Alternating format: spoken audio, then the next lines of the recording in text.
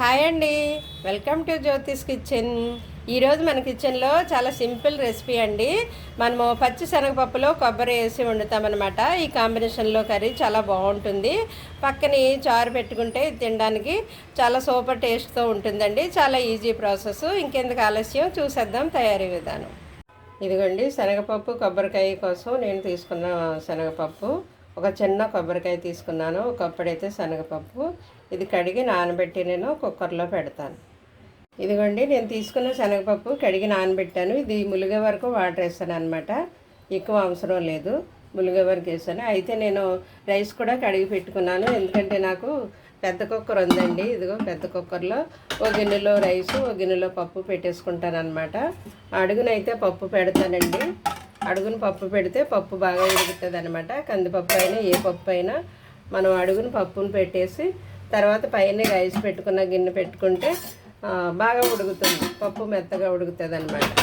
నేను ఈ విధంగా పెద్ద కుక్కర్ పెట్టేసుకుంటానండి.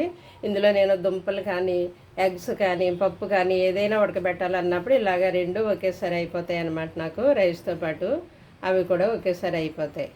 ఇది 3 విజిల్స్ వేస్తే సరిపోతుందండి. పప్పు రైస్ రెండు కూడా ఉడికిపోతాయి. నేను కుక్కర్ పెడతాను ఇప్పుడు. కొబ్బరికాయ చిన్నది తీసుకున్నాను నేను, అందువల్ల ఒక చెప్ప సరిపోదు, 2 వేసేస్తాను. చిన్న కాయ అనమాట ఇది, కానీ గుంజు బాగుంది చూసారా, చాలా దలసరగా ఉందన్నమాట. ఇది గుంజు మంచి కాయ అనమాట. ఇది ఊరు నుండి తెచ్చింది, అందువల్ల గుంజు బాగుంది. నేను కాయ అంతా వేసేస్తాను, చిన్నకాయ కాబట్టి. ఇప్పుడు కూర తీసి పెట్టుకుంటాను. ఇదిగోండి, నేను కొబ్బరి కూర తీసి రెడీ పెట్టుకున్నాను. కొబ్బరి కూర అయితే నేను దీంతో బర్బర్మని ఇలా లాగేస్తాను అనమాట. అందువల్ల ఇలా పెచ్చులు వచ్చాయి. పెచ్చులు మనం తీసేటప్పుడు తినేయచ్చు. ఓకే, కొబ్బరి కూర రెడీ పెట్టుకున్నాను. అలాగే పచ్చిమిర్చి వేయాలండి ఇందులోకి. పచ్చిమిర్చి టేస్టే బాగుంటుంది, అందుకు కారం వేయకుండా పచ్చిమిర్చి వేస్తాను అనమాట. కొద్దిగా ఉల్లిపాయ పొడవుగా చీలికలుగా కట్ చేశాను. మీరు ఆప్షన్ అండి, కావాలంటే ఉల్లిపాయ వేసుకోవచ్చు, లేదంటే స్కిప్ చేయండి. ఇదిగో కుక్కర్లోని పప్పు తీసాను నేను. 3 విజిల్స్ వేస్తే ఈ విధంగా ఉడికిందనమాట. ఇంకా బద్దగానే ఉంది, మెత్తగా అయిపోలేదు. సో ఇలాగే కావాలి మనకి, మరి మెత్తగా చిమిడిపోకూడదు అనమాట, స్మాష్ అయిపోకూడదు, బద్దలుగా కనిపించాలి పప్పు. ఇప్పుడు ఇవన్నీ దీంట్లో వేసేసి మనం కొద్దిగా పసుపు సాల్ట్ వేసి పొయ్యి మీద పెట్టి కొంచెం ఉడకనిచ్చి తాలింపు చేద్దాం. ఇదిగో స్టవ్ ఆన్ చేసి నేను పప్పు పెట్టాను స్టవ్ మీద. అయితే మనం తీసుకున్న ఈ పదార్థాలన్నీ ఇందులో వేసేద్దాం. కొబ్బరికూరు, పచ్చిమిర్చి, ఉల్లిపాయలు ఇవన్నీ వేసిన తర్వాత ఇందులో ఒక సరిపడినంత పసుపు వేద్దామండి. కొద్దిగానే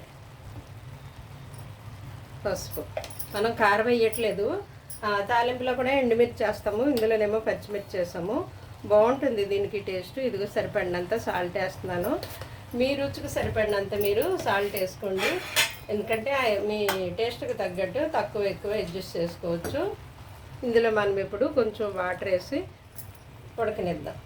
ఒక 2 మినిట్స్ 5 మినిట్స్ అలాగా ఉడికిన తర్వాత దాన్ని మనం తాలింపు చేయడమే. ఇంకా ఈ లోపల అది ఉడికే లోపల మనం తాలింపుకి కావాల్సిన పదార్థాలన్నీ రెడీ పెట్టుకోవాలి. ఒకసారి ఇదంతా ఇలా కలిపి ఉడకనిద్దాం. ఉల్లిపాయలు పచ్చిమిర్చి పచ్చి వేసాం కదా, మరి కొద్దిగా ఒక 5 మినిట్స్ అలా ఉడికితే అప్పుడు మనం దీన్ని తాలింపు చేయొచ్చు. ఇది నేను 3 విజిల్సే వేయించాను. మీరు ఒకవేళ ఇంకా మెత్తగా కావాలనుకుంటే బాగోదు, మరి ఇది దీనికి ఇలాగా బద్దలు కనిపిస్తేనే బాగుంటుంది పప్పు. ఒకవేళ కందిపప్పు అలాగ మీరు రైస్తో పాటు కుక్కర్లో వేరే గిన్నెలో పెట్టుకుంటే అప్పుడు 4 విజిల్స్ వేయించండి, ఇంకా మెత్తగా ఉడుకుతుంది అనమాట. ఇప్పుడు ఇది ఉడికిన తర్వాత మనం తాలింపు చేద్దాం, ఉడకనిద్దాం. ఇదిగోండి, మన పప్పు ఉడికిపోవచ్చింది. ఇది కొంచెం వాటర్ లేకుండా పొడిగా ఉంటేనే బాగుంటుందండి. ఇలాగా పొడిగా ఉండాలన్నమాట, వాటర్ లేకుండా. ఆల్మోస్ట్ అయిపోవచ్చింది. అయితే ఇప్పుడు తాలింపుకి అన్నీ రెడీ పెట్టుకున్నాను నేను. అవి చూడండి, తాలింపుకి ఏమేమి కావాలో. కొద్దిగా ఉల్లిపాయ చిన్నది కట్ చేశాను, కరివేపాకు, వెల్లుల్లి, 2 అయితే ఎండుమిర్చి, జీలకర్ర, ఆవాలు ఇవి వేసుకుంటే సరిపోతుందండి తాలింపుకి. మీరు అక్కర్లేదనుకుంటే ఉల్లిపాయ స్కిప్ చేయొచ్చు, పర్వాలేదు, వేసినా వేయకపోయినా టేస్ట్ ఏమీ తేడా రాదు, బాగానే ఉంటుంది. ఇప్పుడు తాలింపు చేద్దాం. ఇదిగోండి, తాలింపు కోసం నేను గిన్నె పెట్టుకున్నాను తాలింపు చేయడానికి. ఓకే, పప్పే కదా, కొంచెం ఆయిల్ వేస్తే సరిపోతుందండి, ఎక్కువ అవసరం లేదు. నేను ఇదిగో దీంతో ఒక గరిటె వేస్తాను అనమాట. మీరు ఇంకొంచెం కావాలనుకుంటే ఎక్కువ వేసుకోండి మరి, కానీ ఆయిల్ ఎక్కువ తినడం మంచిది కాదు. ముందుగా వెల్లుల్లి వేసాను,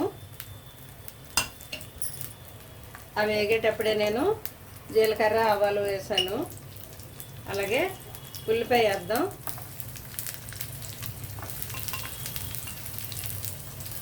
ఉల్లిపాయ కూడా వేగడం టైం పడుతుంది కదా.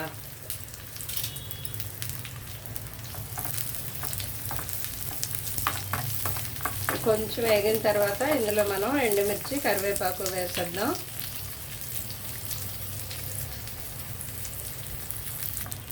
ఎండుమిర్చి కరివేపాకు వేగుతున్నాయి కదా. ఇప్పుడు కొద్దిగా నేను కొత్తిమీర వేస్తానండి. కొత్తిమీర కూడా ఇందులో వేస్తే బాగుంటుంది, మీ దగ్గర ఉంటే వేసుకోండి, లేకపోయినా పర్వాలేదు. కొద్దిగా కొత్తిమీర,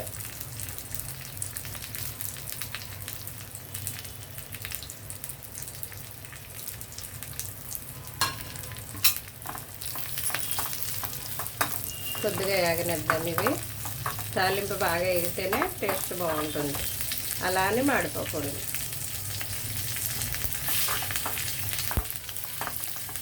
కొంచెం వేగనిద్దాం. నేను అవతల పొయ్యి మీదకి పప్పు షిఫ్ట్ చేసుకున్నాను, పప్పు ఏమో అక్కడ ఉడుకుతుంది, ఇక్కడేమో తాలింపు చేస్తున్నాను.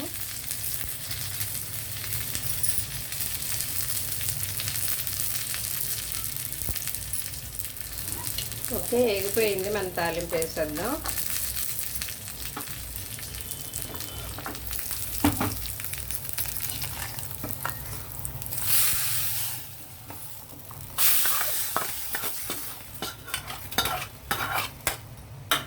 ఇదిగోండి, శనగపప్పు ఎప్పుడు కూడా ఇలా పొడి పొడిలాడుతూ ఉండాలన్నమాట, వాటర్ ఎక్కువ లేకుండా చూసుకోండి.